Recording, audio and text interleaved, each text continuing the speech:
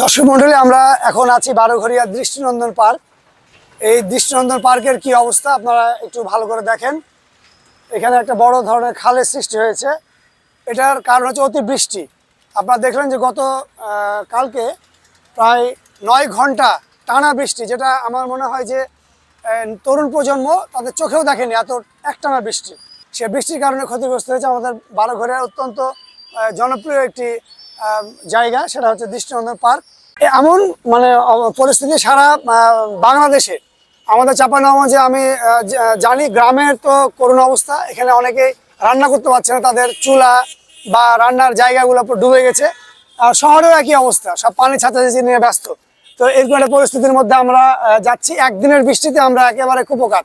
আসলে সৃষ্টিকর্তা ইচ্ছা করলে কি না করতে পারে। তো আমরা এই পরিস্থিতিতে পরিত্রাণ চাই, আমরা যেন ভালো অবস্থায় যেতে পারি। আল্লাহর কাছে আমাদের শুভকামনা সবার জন্য, সবাই যেন ভালো থাকে, বিপদ পার হয়ে আমরা সুস্থ জীবনে ফিরে আসতে পারি। সবাই ভালো থাকবেন। আসসালামু আলাইকুম।